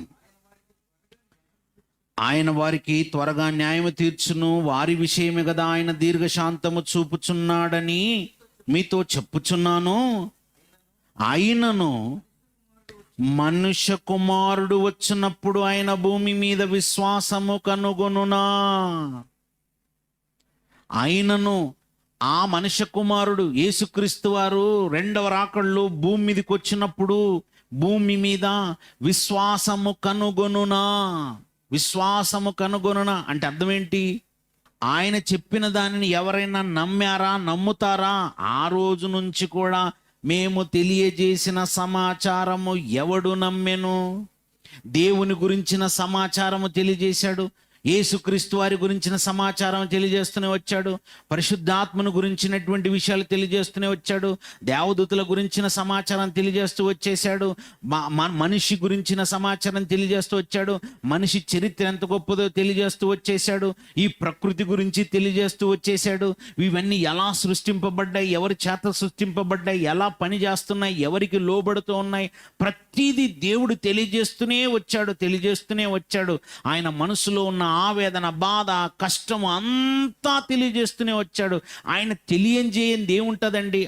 అంటే నువ్వు ఏదైతే అర్థం చేసుకోలేవో అది చెప్పలేదు, నువ్వు ఏదైతే అర్థం చేసుకోగలవో, ఎంత అర్థమవుతుందో నీకు దేవుని గురించి తెలియశక్యమైనదేదో అది వారి మధ్య విషదమై ఉన్నది. అన్ని తెలియజెప్పించిన తర్వాత కూడా మేము తెలియజేసిన సమాచారము ఎవడు నమ్మినంటే ఆ రోజు నుంచి ఈ రోజు వరకు నమ్మేవారు లేరు. ప్రత్యేకించి యవ్వనులు అస్సలు నమ్మే పరిస్థితిలో లేరు. యవ్వన కాలంలో ఉన్నటువంటి వారు ఎక్కువ డేంజర్ జోన్లో ఉన్నారు, చాలా ప్రమాదకరమైన దశలో ఉన్నారు. ఒక వెహికల్ కంపెనీ వాడు తయారు చేస్తున్నప్పుడు ఎలా తయారు చేస్తున్నాడంటే, ఇదిగో ఈ వెహికల్ని గంటకి ఇన్ని కిలోమీటర్ల వేగంతో మాత్రమే నడపవలను అని చెప్తాడు బుక్లెట్ ఇచ్చి. మీరు గంటకి ఇన్ని కిలోమీటర్ల వేగంతో వెళ్ళండి. మీకు తయారు చేయబడిన రోడ్లు ఇలాంటివి గనక ఆ రోడ్లు మీరు ఈ వేగంతో వెళ్ళండి. అందుకే మీరు చూడండి, హైవేలో కారుకి సంబంధించినటువంటి స్పీడ్ ఎలా ఉండాలో కార్ తయారు చేసిన వాడు చెప్తున్నాడు. అలాగే కారు తయారు చేసిన వాడు చెప్పటమే కాకుండా రోడ్డు వేసిన వాడు కూడా రోడ్ ఎలాంటిదో, దాని స్థితి ఏంటో అది కూడా తెలియజేస్తుంటాడు. గంటకి 80 కిలోమీటర్ల వేగంతో వెళ్ళండి, 100 కిలోమీటర్ల వేగంతో వెళ్ళండి. 100కు మించి వెళ్ళారా, ఆ రోడ్డు వాడు ప్రమాదం అని చెప్తున్నాడు, రోడ్డు వేసిన వాడు ప్రమాదం అని చెప్తున్నాడు. అలాగే ఆ వెహికల్ని తయారు చేసిన వాడు, ఒక కార్, ఒక బస్సు తయారు చేసిన వాడు కూడా అదే చెప్తున్నాడు. ఇద్దరూ చెప్పేస్తున్నారు. వాళ్ళిద్దరికి క్లారిటీ ఉంది. ఏం క్లారిటీ ఉందంటే, ఈ వెహికల్ ఇంతే స్పీడ్తో వెళ్ళాలి, ఈ రోడ్డు మీద ఇంతే స్పీడ్తో వెళ్ళాలి. ఇద్దరికి క్లారిటీ ఉంది. కానీ మూడో వ్యక్తి ఎంటర్ అయ్యాడు, ఆయన డ్రైవర్. ఈయనకు మాత్రం క్లారిటీ లేదు, ఈయన దంచేస్తుంటాడు. ఆ మూడో వ్యక్తి మనిషి. దేవుడికి తెలుసు, దేవుడికి నువ్వెంత స్పీడ్తో వెళ్ళాలో తెలుసు కనుక చెప్పేశాడు జాగ్రత్త ముందుగానే, చెప్పించాడు కూడా జాగ్రత్త ముందుగానే. అయినా మనమే ఆ సమాచారాన్ని పట్టించుకోవట్లేదు. డ్రైవర్ సీట్లోకి వెళ్ళిపోగానే నా ఎంత తోడు లేడనుకుంటున్నారు. వేగాన్ని చూడగానే సరదా అనుకుంటున్నాడు, వేగంగా వెళ్ళిపోతున్నాడు, ప్రమాదంలో పడిపోతున్నాడు. అదే ప్రస్తుతం ప్రపంచంలో జరుగుతుంది. యవ్వనం అనగానే చాలా వేగవంతమైనటువంటి పాపాలు, చాలా ప్రమాదకరమైనటువంటి దశలో పాపాలు జరుగుతున్నాయి. చాలా ప్రమాదకరమైన దశ. వెరీ వెరీ డేంజర్ జోన్లో ఉన్నారు వాళ్ళు. చాలా ప్రమాదకరమైన దశలో ఉన్నాయి. అంటే చెడు అలవాట్లు ఎలా అయిపోయాయంటే, వాళ్ళు విత్తనాలు ఎలా విత్తుతున్నారంటే చాలా స్పీడ్గా పంటను కోసేస్తున్నారు. మెల్లిమెల్లిగా కాదు, వేగంగా హైబ్రిడ్ విత్తనాలు విత్తగానే తక్కువ కాలంలో ఎలాగైతే చకచక పంటలు వచ్చేస్తున్నాయో, అలాగే వీళ్ళు పాపాల తాలూకు రిజల్ట్ కూడా చాలా వేగంగా వచ్చేస్తుంది. ప్రతిఫలం కూడా వేగంగా వచ్చేస్తుంది. ఆ ప్రతిఫలము ఎంత వేగంగా ఉంటుందంటే కొన్ని సందర్భాల్లో దాన్ని చూస్తుంటే అమ్మో ఇంక నేను దీన్ని కంట్రోల్ చేయలేనంటే, నేను ఇక కంట్రోల్ చేయలేని అనుకుంటావే. నీ వల్ల కాదు, నువ్వు కంట్రోల్ చేయలేనంత వేగంగా వచ్చేస్తుంటుంది. ఓ పెద్ద కొండ ఉందనుకోండి, ఆ కొండ మీద ఓ రాయి, ఓ పెద్ద రాయి ఉంది. ఆ రాయిని కొండ మీద నుంచి దొర్లించామనుకోండి, అలా పైన ఉన్నటువంటి కొండ మీద ఉన్నటువంటి రాయిని దొర్లిస్తే కొండ మీద నుంచి వేగంగా వచ్చేస్తుంది కిందికి. ఇప్పుడు అలా కొండపై నుంచి వేగంగా వస్తున్నటువంటి రాయిని వెళ్ళిపోయిన అలా చేతులతో అడ్డుకట్ట వేయగలవా? దాన్ని ఆపగలవా? ఓ వేగంగా కొండ మీద నుంచి దొర్లుకుంటూ వస్తున్నటువంటి రాయిని ఆపడం ఎంత కష్టంగా ఉంటుందో, పాపం కూడా ఒక్కసారి ప్రారంభమైందా అది నిన్ను తొక్కేసుకుంటూ వెళ్ళిపోతుంటుంది. తొక్కేసుకుంటూ వెళ్ళిపోతుంది. నువ్వు పీస్ అయిపోతావు దాని కింద, అంతే. అలా స్టార్ట్ అయిపోతాయండి చెడు అలవాట్లు కూడా. అది ఒక వ్యసనంగా మారిపోతుంది. అందుకే మనిషి కనబడండి, అలవాటు కనబడుతుంటుంది బయట. మీరు చూడండి, అక్కడక్కడ మందు షాపుల దగ్గర, వైన్ షాపుల దగ్గర కొందరు రోడ్డు మీద పడుకొని ఉంటారు. మొత్తం వస్త్రాలన్నీ ఘోరంగా బురద పట్టిపోయి ఉంటాయి. ఆ కాలువల్లోంచి నీళ్ళేవో పారుతుంటాయి, బురద నీళ్ళేవో పారుతుంటాయి. అందులో పడుకొని ఉంటాడు. చూడగానే ఏం కనబడుతుందంటే, మనకు మనిషి కనబడండి, వాడు తాగుబోతు అని అంటుంటాం. ఏంటి తాగుబోతనం? ఏంటి? అలవాటు, పాపం, చెడు అలవాటు. ఇక మనుషులు కనబడరు. వీళ్ళంతా ఇదంతా తాగుబోతులండి, వాడు తూగుతున్నాడండి, ఓ తాగుబోతండి, ఈ తిరుగుబోతండి, ఇది వ్యభిచారండి, ఇది దొంగ అండి, ఇది ఫలానా అవి కనబడుతున్నాయి. అవే కనబడతాయి. అంటే నేను తొక్కేసుకుంటూ వెళ్ళిపోతాయి. ఇవి తొక్కేసుకుంటూ వెళ్ళిపోతుంటావు. నువ్వు దాని కింద చితికిపోతావు, నువ్వు నలిగిపోతావు దాని కింద, అంతే. పాపం నిన్ను డామినేట్ చేస్తుంది. పాపం డామినేట్ చేస్తుంది. చాలా ప్రమాదమా? ఆపలేని దశకి వెళ్ళిపోతుంది. అందుకే పాపము మానలేని కన్నులు అంటాడు. పాపము మానలేని కన్నులు అంటే మాన్పటం అవ్వదు, మానలేని దశకి వెళ్ళిపోయింది. పాపము మానలేని దశకి వెళ్ళిపోతుందండి. చెడు అలవాట్లు మనిషి జీవితంలో చాలా ప్రమాదాన్ని సృష్టిస్తాయి. స్టార్టింగ్ దశలో ఉందా? స్టార్టింగ్ దశలో ఆపరేషన్ ఈజీగా ఉంటుంది. మీరు చాలా సులువుగా ఆపరేట్ చేయొచ్చు. ఓ చిన్న చెట్టు మీరు వేసినటువంటి ఒక చెట్టే, ఆ చెట్టు చిన్న దశలో ఉందనుకో, చిన్న పిల్లోడు వెళ్ళిపోయి అలా వంచేసినా వంగుతుందండి. చిన్న పిల్లోడే, వాడు చాలా చిన్న పిల్లోడు. ఆ చిన్న పిల్లోడు వెళ్ళి దాన్ని వంచాడు అనుకో, వంగుతుంది. ఎందుకంటే చెట్టు చిన్నగా ఉంది కనుక. చిన్నగా ఉన్నప్పుడు చిన్న పిల్లాడు వంచినా వంగుతుంది. అదే చెట్టు పెరిగి పెద్దదై చక్కగా వేళ్ళునుకొని అలాగా బలమైన చెట్టుగా, వృక్షంగా ఎదిగిన తర్వాత ఇప్పుడు చిన్న పిల్లోడు కాదు, పెద్ద మనిషి బలవంతుడు వచ్చేసి దాన్ని వంచాలని ప్రయత్నం చేసిన దాని వల్ల కాదు. నీ వల్ల కాదు. పోనీ ఇద్దరు, ఓ ముగ్గురు, నలుగురు, 100 మంది వచ్చేసి అందరు కలిసి వంచేద్దామని చూసిన వంగదికా, బలమైంది, స్థిరత్వం వచ్చేసింది. చెడు అలవాట్లు కూడా ఇంక నువ్వు వంచలేని దశకి వెళ్ళిపోతుంటాయి. నీవిక వంచలేవా? మనిషిని వంచలేమిక, చాలా కష్టంగా మారిపోతుంటుంది. క్రూరత్వం ఎక్కువైపోయింది, మూర్ఖత్వం ఎక్కువైపోయింది, భ్రష్టత్వం తీవ్ర స్థాయికి వెళ్ళిపోయింది. Very danger. అది మంచి అలవాటైనా అలాగే ఉంటుంది, చెడు అలవాటైనా అలాగే ఉంటుంది. మంచి అలవాటు చేసుకున్న వాళ్ళని ఇంకా పాడు చేద్దామని ఎంత ప్రయత్నం చేసినా పాడు చేయలేడు అపవాది. అందుకే వాళ్ళని వదిలేస్తాడు.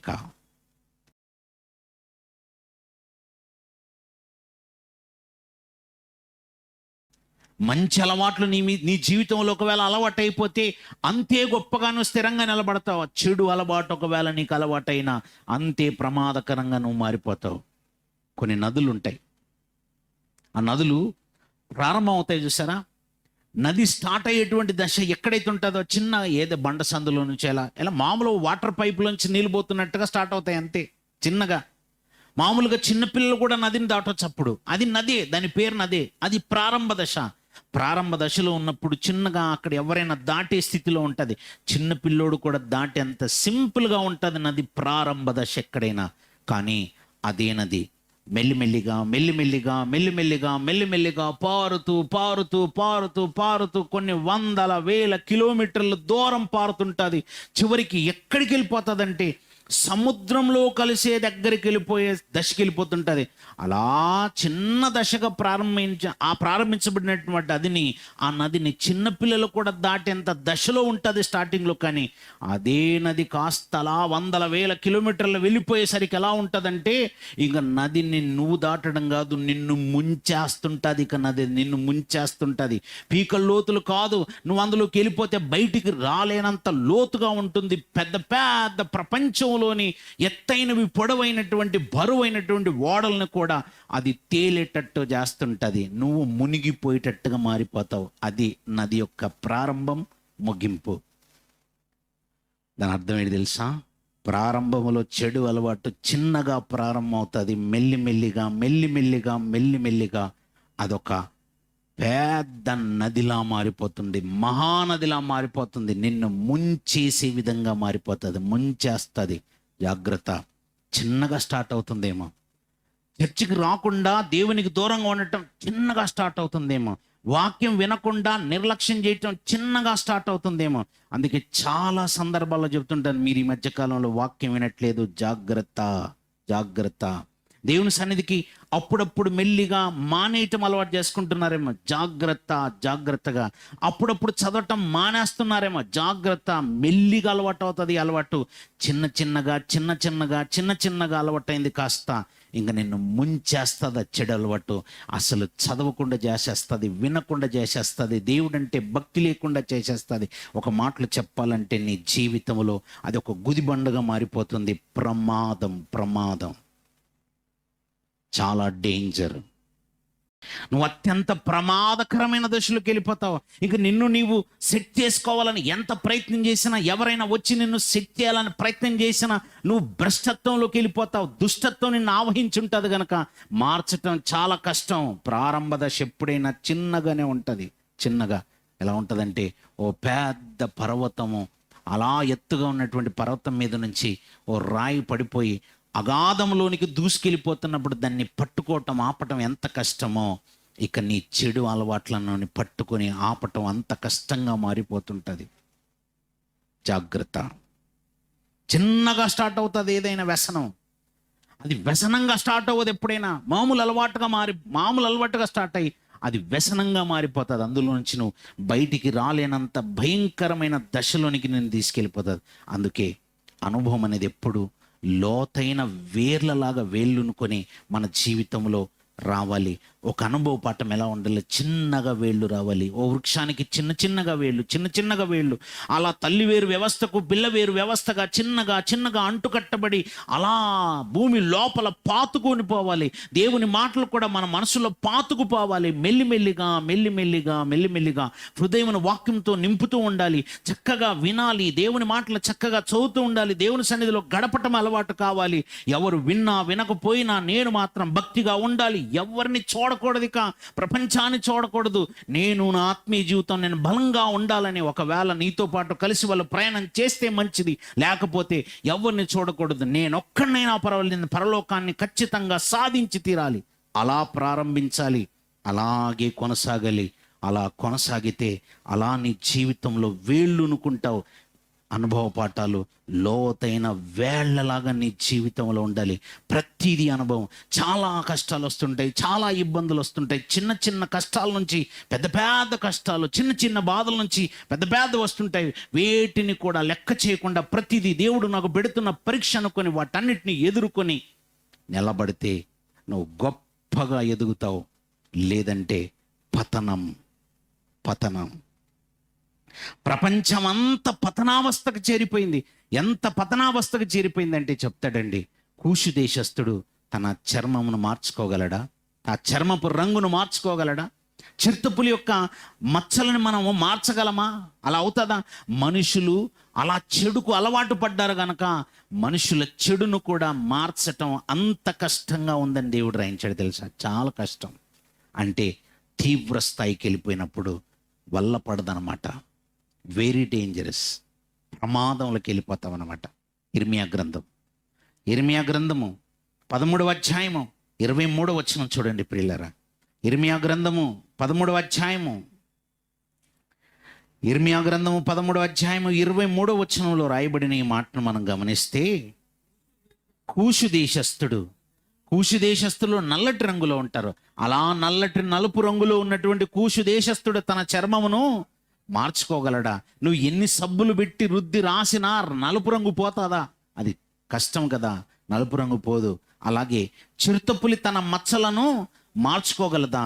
మార్చుకోగలిగిన ఎడల, అలా జరిగితే, ఒకవేళ కూషు దేశస్థుడు తన నలుపు రంగును మార్చుకోగలిగితే, చిరుతపులి తన పైన ఉన్నటువంటి మచ్చలను మార్చుకోగలిగితే, కీడు చేయుటకు అలవాటు పడిన మీరును మేలు చేయుట వల్లపడును. ఎందుకు వల్లపడట్లేదు? కీడు చేయాలనుకున్నటువంటి మీరు కీడునే ఎందుకు చేస్తున్నారు? మేలు చేద్దామని మీకున్నా మీరు ఎందుకు చేయలేకపోతున్నారని అంటే, అపవాది ఒకటి మీ జీవితాల్లో అప్లై చేసేసాడు. ఏం అప్లై చేశాడు తెలుసా?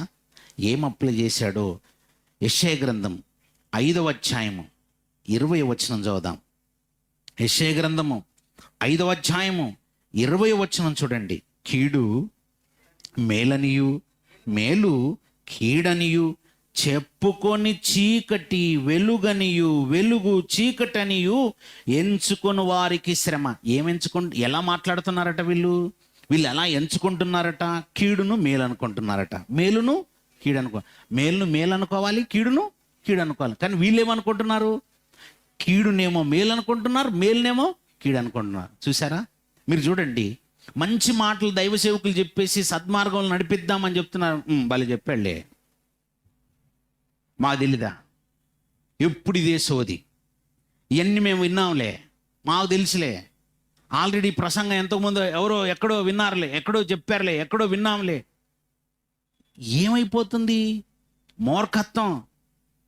వినటానికి వేగిరపడట్లేదు. వినటానికి వేగిరపడి మాట్లాడటం నిదానించండి బాబు అని అంటే మాట్లాడడానికి ఇష్టపడుతున్నారు. లోడ వాగడానికి ఇష్టపడుతున్నారు. ఏది పడితే అది మాట్లాడడానికి ఇష్టపడుతున్నారు. కంట్రోల్గా ఉండట్లేదు. పెద్దలంటే గౌరవం లేదు, దైవ సేవకులంటే అసలు విలువే లేదు. దేవుని మాటల చేత మన జీవితాలని దేవుని సన్నిధిలో నిలబెట్టేవారు, మనల్ని దేవుని ఉన్న లోకానికి నడిపించే బాధ్యతను ఎంచుకున్నారు. లేదు, లెక్కలేనితనం, గర్వం, అతిశయం, యవ్వనమును బట్టి అతిశయపడుతున్నారు. చాలా ప్రమాదంలోకి వెళ్ళిపోతున్నారండి. చాలా ప్రమాదం. అది కీడు బాబు అంటే, లేదు మాకు ఈ కీడులోనే మేలు బాబు, ఇది మద్యపానం ప్రమాదం అండి. లేదండి, ఇందులో నేను ఎంజాయ్ చేస్తున్నాను ఇప్పుడు అంటున్నాడు. అది కీడు కదంటే కీడులా అనిపించట్లేదు ఆయనకి, అది మేలు అనిపిస్తుంది. దాంట్లో మేలే ఉందయ్యా, అందులో ప్రమాదం ఉందా? ప్రమాదమునే మేలు అనుకుంటున్నాడు, కీడునే మేలు అనుకుంటున్నాడు. బాబు సిగరెట్ కాల్చకూడదు, చాలా ప్రమాదం, నాకు ఆల్రెడీ తెలుసండి, సిగరెట్ ప్యాక్ మీద కూడా రాసి ఉంది అంటాడు. అన్ని తెలిసే చేస్తున్నాడు. తెలిసే కీడును మేలన్నట్టుగా చేస్తున్నాడు. అదేదో నాకు మేలన్నట్టుగా సమస్తమును పరీక్షించి మేలైన దాన్ని చేపట్టండి అని దేవుడు చెప్తే, లేదు, కీడును చేపడుతూ అదే మేలు అనుకుంటున్నాడు. పైగా మేలును కీడు అనుకుంటున్నాడు. మేలు బాబు అంటే దేవుడి సన్నిధికి వెళ్తే టైం వేస్ట్ అండి, బైబిల్ చదువుతాం టైం వేస్ట్ అండి, వాక్యం వినటం టైం వేస్ట్ అండి. ఇది టైం వేస్ట్ అనుకుంటున్నాడు. ఇది టైం వేస్ట్ అన్నట్టుగా మారిపోయింది. ఒకరు ఎవరైనా మంచి మాటలు, బుద్ధి చెప్పే మాటలు చెప్తున్నారు, నా మంచికే చెప్తున్నారు, నన్ను సద్మార్గంలో నడిపించే మాటలు చెప్తున్నారంటే వీళ్ళు సోది చెప్తున్నారు అనుకుంటున్నారు. అది సోది అనుకుంటున్నారు, దాని సోదే. మనకు మేలు చేసే మాటలు వాళ్ళకి ఎలా కనిపిస్తున్నాయంటే కీడులాగా. నచ్చట్లేదా? నచ్చదు. దయచేసి మీరు ఒకవేళ ఇలాంటి ప్రమాదమైన దశలు మీరు ఎవరైనా ఉంటే మీరు మార్చుకోండి, మీరు మారాలి. అది ఎవరైనా సరే, చెప్పే నేనైనా, వింటున్న మీరైనా, మనందరం మన మేలు కొరకే దేవుడి మాటలు చెప్తున్నాడు. దేవుడు ఎప్పుడు మన మేలును కోరి చెప్పిస్తాడండి. మన జీవితంలో బాగుండాలని చెప్పిస్తాడండి.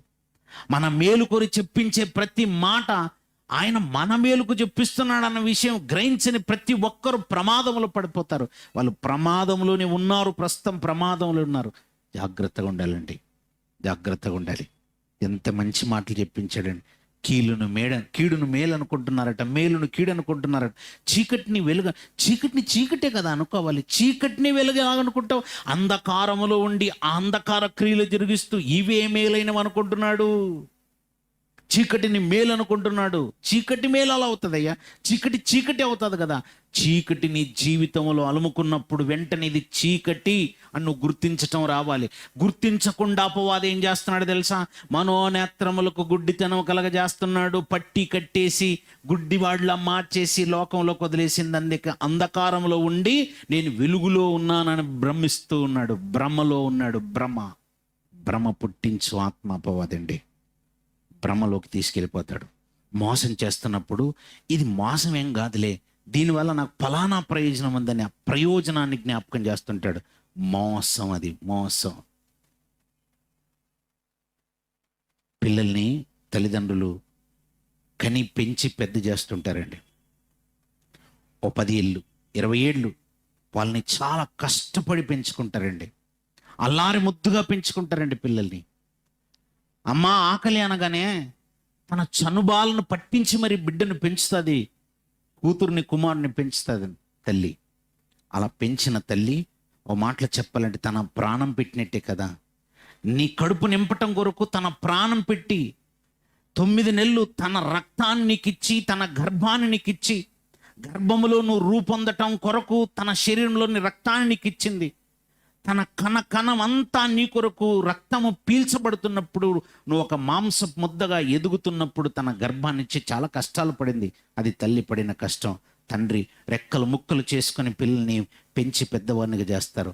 అలా ఎరిగి కొంచెం ఆరోగ్యం బాగుండగానే, యవ్వనం వచ్చేగానే వెంటనే ఓ కుమార్తె ఎవరో ఒక అబ్బాయిని చూసి, ఎవరో ఒక అమ్మాయిని చూసి మాయలో పడిపోయి అది కీడు, ఆ కీడుని మేలు అనుకుంటుంటుంది. మేలు. తన జీవితాన్ని చిరిమేయబోతున్నాడని ఆ అమ్మాయికి తెలియదు. ఎందుకంటే అనుభవ పాఠాలు లేవు జీవితంలో, అనుభవం లేదు. దేవుని మాటల దగ్గర మనసు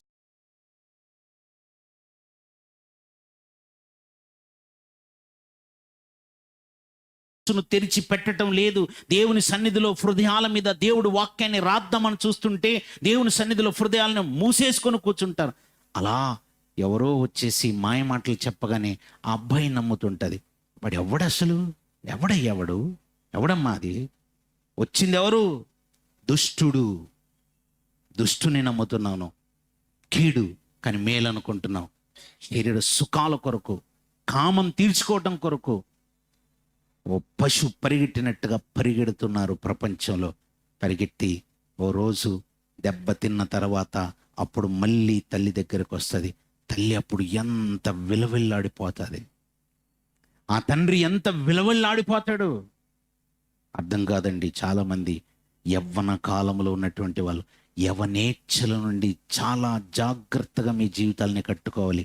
దూరముగా పారిపోండి అని అన్నాడు. అందుకే దూరముగా, యవనేచ్ఛల నుండి దూరంగా పారిపోండి. ఓ యోసేపు పోతిఫర్ ఇంట్లో నుంచి, పోతిఫర్ భార్య ముందు నుంచి, యవనేచ్ఛ నుంచి దూరముగా పారిపోయాడు. తన వస్త్రాలను కూడా లాగేసుకున్న, వస్త్రహీనుడిగా చేసిన, వివస్త్రునిగా చేసిన, అర్ధనగ్నమైనటువంటి దేహంతో అయినా సరే వెళ్ళిపోయాడు, పరిగెత్తుకొని వెళ్ళిపోయాడు తప్ప క్యారెక్టర్ని కోల్పోలేదు. కారణం ఏంటి తెలుసా? యవనేచ్ఛల నుంచి దూరంగా పారిపోకపోతే ఆ యవనేచ్ఛ నిన్ను తుంచేస్తుంది. జాగ్రత్త. కానీ పెంచి పెద్ద చేసినటువంటి తల్లి జ్ఞాపకం రాదు, తండ్రి జ్ఞాపకం రాదు. వెంటనే మోసం, కీడునే మేలనుకునే దశ, అది యవనం. చాలా జాగ్రత్తగా ఉండాలండి.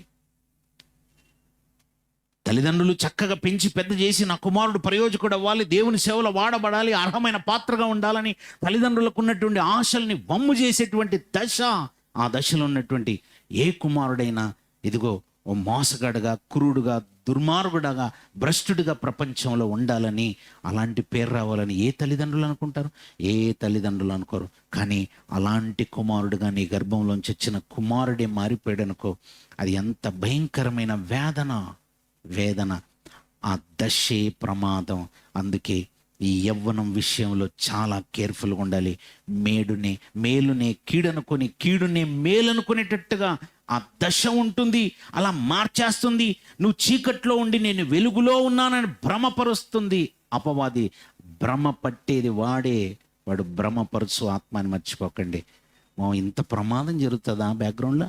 మరి చాలా ప్రమాదం, చాలా మోసం జరుగుతుందండి.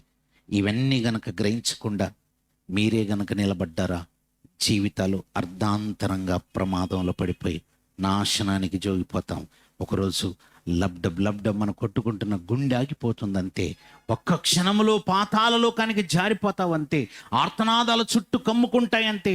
నీలో నీవే వేదనలోనికి వెళ్ళిపోతావు. ఆ తీవ్రమైన బాధను తట్టుకోలేకపోతుంటావు. కానీ తట్టుకొని నిలబడాలంతే, తట్టుకోవాలంతే. అక్కడికి వెళ్ళాక మోసం పైకి భక్తి గల వారిలాగా నటించేటట్టు చేస్తుందండి భ్రమపరచు ఆత్మ. కొత్త నిబంధనలోకి వచ్చిన తర్వాత పౌలు గారు తిమోతి గారికి పత్రికను రాస్తూ, 2వ పత్రికలో తిమోతి గారికి రాసినటువంటి 2వ పత్రిక 3వ అధ్యాయము 5వ వచనంలో చెప్తున్నాడు చూడండి. తిమోతి గారికి రాసినటువంటి 2వ పత్రిక 3వ అధ్యాయము 5వ వచనంలో, పైకి భక్తి గల వారి వలె ఉండి దాని శక్తిని ఆశ్రయించువారునై వందురు, ఇట్టి వారికి విముఖుడవై ఉండుము. పైకి భక్తి గలవారిలాగా నటించేటట్టు చేస్తుంది. పైకి భక్తి గలవారిలాగా. అందుకే చాలామంది చూడండి, సంఘాల్లో చాలామంది యవనస్తులు ఎలా ఉంటారంటే పైకి భక్తి గలవారిలాగా నటిస్తుంటారండి. పైకి భక్తి గలవారిలాగా. చాలామంది యవన స్త్రీలు ఎలా ఉంటారంటే పైకి భక్తి గలవారిలాగా నటిస్తుంటారు. దయచేసి మీరెవ్వరు అలా ఉండకూడదు. పైకి భక్తి గల వారిలాగా నటించకూడదు. అది ప్రమాదం. ఎవరికండి అంటే ఎవరైతే నటిస్తున్నారో వారికే ప్రమాదం. దుష్టుడు చాలా తెలివిగా ఈ పాపానికి దుస్తులు ధరింపజేస్తున్నట్టుగా ఉంది సరే. లోపల ఉన్నది ఒక పాపపు ఆకారంలాగా మార్చేశాడు.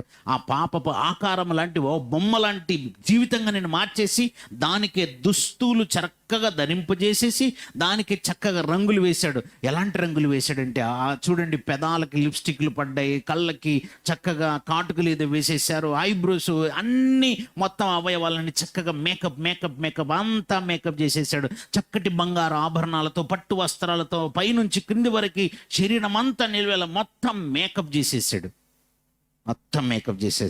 ఇవి మాత్రం కాదు, ప్రపంచానికి ఆకర్షణీయంగా చూపించేసి మనల్ని ఏం చేస్తాడంటే అపవాది పాపముతో ప్రేమలో పడేటట్టు చేస్తాడు. పాపాన్ని ప్రేమిస్తుంటాడండి. మనిషిగా పాపాన్ని ప్రేమిస్తాడండి. ఎందుకంటే బయటికి అవుట్లుక్ ఎలా ఉందంటే పైకి భక్తి గల వారిలా కనబడుతున్నారు. మొత్తం వాడు ధరింపజేసేసాడు. ఇవన్నీ మేకప్ వేసేసి ఆ భక్తిగా నటిస్తున్న వారితో ప్రేమలో పెట్టేట్టు చేస్తాడు. డేంజర్, ప్రమాదం. తెలియదు కదండి, పిల్లలకి తెలియదు కదండి. అందుకే దేవుడి జాగ్రత్తలని చెప్తున్నాడు. ప్రమాదం నాయనా, జాగ్రత్త. మీరు చాలా ప్రమాదంలో ఉన్నారు, జాగ్రత్త. వాడు స్కెచ్ మామూలు స్కెచ్ కాదు. అపవాది నిన్న మొన్నటి నుంచి ప్రయత్నాలు చేయట్లేదు. వాడు చాలా అనుభవజ్ఞుడు. ఎంత అనుభవజ్ఞుడు తెలుసా? ఇప్పటికీ 6000 సంవత్సరాలు అయిపోయింది వాడి ఎక్స్పీరియన్స్. సుమారుగా భూమి మీద మనుషుల్ని దెబ్బ కొడుతూ పడగొట్టి వాడికి ఎంత ఎక్స్పీరియన్స్ వచ్చిందంటే సుమారుగా 6000 సంవత్సరాల ఎక్స్పీరియన్స్ వచ్చింది వాడికి. ఈ 6000 సంవత్సరాల ఎక్స్పీరియన్స్లో వాడు ఏం చదువుతున్నాడో తెలుసా? ఏం పుస్తకాలు చదువుతున్నాడో తెలుసా? వాడు చదువుతున్న పుస్తకం పేరేంటో తెలుసా? మనిషి అనే పుస్తకాన్ని చదువుతున్నాడు. మనిషి హృదయం అనే టాపిక్ చదువుతున్నాడు వాడు. మనిషి అనే పుస్తకంలో హృదయం అనే టాపిక్ చదువుతున్నాడు. అలా వస్తాడు మనిషి, అలా రీడ్ చేస్తాడు. కవర్ పేజ్ మనిషి. జస్ట్ అలా కవర్ పేజ్ ఓపెన్ చేయగానే లోపల హృదయం అనే టాపిక్ ఉంది. ఆ హృదయం అనే టాపిక్లోకి నింపేస్తున్నాడు. వాడు నింపుతున్నాడు. జనరల్గా పుస్తకం లోపల ఉన్న సమాచారాన్ని మనం చదువుకుంటాం. వాడేం చేస్తున్నాడు తెలుసా? పుస్తకము లోపల ఏది లేకుండా తుడిచేసి ఆ పుస్తకం మీద వాడు రాస్తున్నాడు, వాడి సంతకం చేస్తున్నాడు. అందుకే మీరు చూడండి, నువ్వు అసలు మనిషివేనారా? ఈ డైలాగ్ ఎలా వచ్చింది? నువ్వు అసలు మనిషివేనారా అని అంటున్నాడు. మనిషికి ముక్కు ఉంది, కళ్ళు ఉన్నాయి, చేతులు ఉన్నాయి, కాళ్ళు ఉన్నాయి. ఎలా నిలువెల్ల మనిషి కనబడుతుంటే మళ్ళీ ఇవన్నీ చూసి ఏమంటున్నావు? నువ్వు అసలు మనిషివేనా? మనిషే కదా, మనిషే కదండి ఉంది. కానీ మనిషే కనబడితే మళ్ళీ మనిషి నేను మనిషివేనారా అని ఎందుకంటున్నావు అంటే మనిషి మనిషిలా లేకుండా చేశాడంతే. మనిషి మనిషిలా కనబడట్లేదు. కారణం ఏంటంటే మొత్తం పుస్తకం లోపల వాడు సమాచారాన్ని నింపేశాడు. వాడి సమాచారం నింపేసేసి పాడైపోయిందండి. మనుషుల హృదయం అనేటువంటి ఆ టాపిక్లో మొత్తం కల్ట్ చేసేసి నింపేసి ఒకరంటే ఒకరికి పడని క్రూరత్వం, మూర్ఖత్వం, ఈర్ష, ద్వేషం, పగలు, ప్రేమలేని తత్వాన్ని చేసేసాడు. అదండి వాడి ఎక్స్పీరియన్స్. వాడు చదువుతున్నటువంటి మనిషి అనే పుస్తకంలో వాడు హృదయం అనే టాపిక్ని బాగా చదివాడు గనక ఆ హృదయం మీద ఏది పడితే అది నింపేస్తున్నాడు. అందుకే హృదయంలో కుళ్ళు, కుతంత్రాలు, సమస్త కల్మషం వచ్చేసిందండి. సమస్త కల్మషం. ఇంట్లోంచి దుర్వాసన వస్తుంది అనుకోండి, అలా వెళ్తున్నావు, ఇంట్లోంచి దుర్వాసన వస్తుంది, వెళ్ళి ఇంట్లో చెక్ చేయాల్సిన అవసరం లేకుండా అర్థమైపోయింది లోపల ఏముంది, ఏదో చెత్త ఉంది.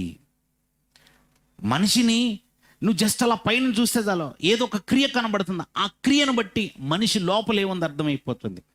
మనిషి నుంచి ఒక మాట బయటకు వచ్చింది, ఆ మాటను బట్టి అర్థమైపోతుంది ఆయన హృదయంలో ఏముందో. మనిషి కదలికలను బట్టి వీడి లోపల ఉంది అర్థమైపోతుంది సులువుగా. అలా మారిపోయిందండి దయ్యము. ఇందులో ఎందుకు సక్సెస్ అయ్యాడంటే 6000 సంవత్సరాల ఎక్స్పీరియన్స్ అండి. ఈ 6000 సంవత్సరాల్లో మనిషిని బాగా చదివేశాడు. వాడు ఉపయోగించని తంత్రం లేదు, ఉపయోగిస్తున్నాడు. ఈ తంత్రాలన్నిటిని ఉపయోగించి వాడు హస్తగతం చేసుకున్నది ఏంటి తెలుసా?